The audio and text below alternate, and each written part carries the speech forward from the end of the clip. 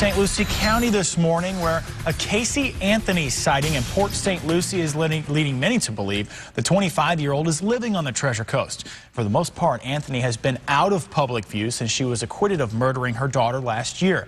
News Channel 5's Marissa Bagg is part of the largest news team on the Treasure Coast. She spoke exclusively with a woman who says she saw Anthony driving in Port St. Lucie. Marissa joins us live with the latest.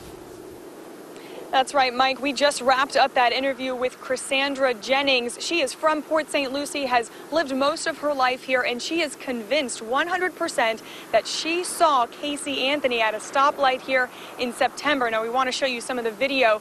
Jennings shared with us her Facebook posting that she posted just minutes after this supposed sighting. Jennings tells us that she was on her way home from work on September 20th, right around 5 o'clock, when she first noticed Anthony's car because they almost collided. Jennings says that that's what first got her attention, and then moments later, the two were at a red light next to each other. She says that she heard a woman yelling into the phone in the car next to her, so she looked over and says that there's no doubt who was at the wheel. I happened to really look at her. And I was like, oh my God, it's Casey Anthony. And she was telling this guy on the phone that she's lost. You got me here in this freaking place. I don't know where I'm going.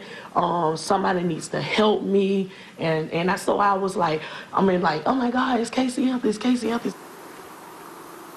And that intersection was Gatlin and Port St. Lucie Boulevard, Jennings says. Now, Anthony was most recently in the news when video diaries of her surfaced online this past week. In that video, she talks about her well-being, but never revealed where she is living. And according to our news partners at TC Palm newspaper, a People magazine reporter says that Anthony is living in St. Lucie County, but wasn't specific as to where. Now, of course, Anthony is serving a 1-year probation for the check fraud charges she was found guilty on last summer. That could be the reason why she is in this area. Also want to mention that there was a Facebook posting saying that Casey Anthony lived on a specific street here in Port St. Lucie. We do know that that street is a major thoroughfare through town. It stretches several miles, so really hard to say even what neighborhood she may be living in if, in fact, that posting is correct.